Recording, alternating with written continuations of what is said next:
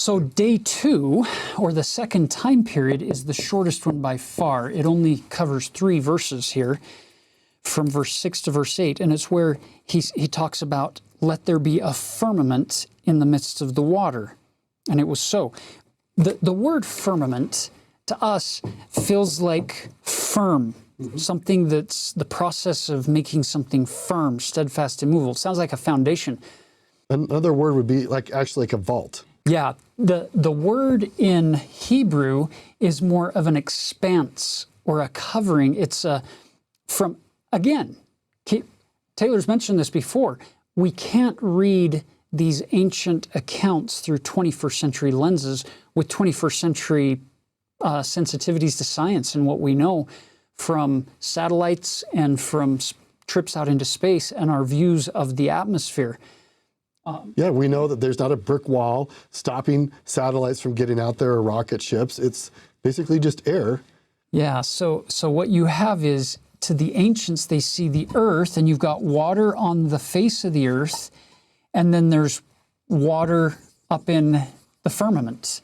And beyond the firmament are the sun, moon, and the stars, and we'll get to those in a minute. But that was their view. This expanse of heaven was like a dome. And the water is up here, and every now and then, the windows of heaven would be open, and all this water would pour out. That's called rain. Or sometimes you see water shooting out of the ground, like in geysers or rivers.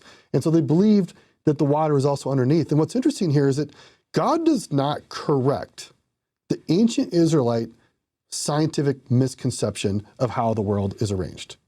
He didn't take the time to say, hey, everybody, I know this is like 4,000 years earlier than what you guys really need to hear, but let me tell you how atoms work and actually really where all the rain comes from. He doesn't do that.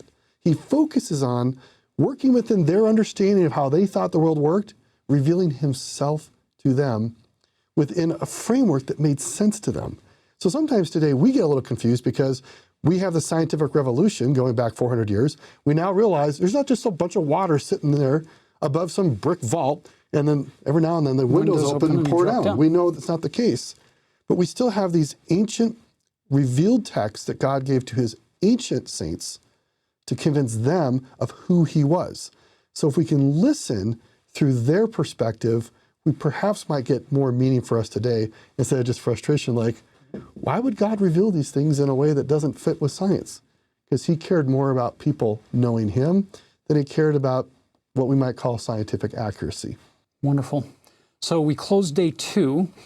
Ironically, the one day that God doesn't pronounce it good. It's kind of one of those funny things where you get every day is pronounced good, and day 3 is going to be twice blessed, but day 2 didn't get the it is good label. And I don't know that I would read too much into that, other than it's a fairly simple process from their perspective of what's happening as we divide the waters between the earth and up in the sky.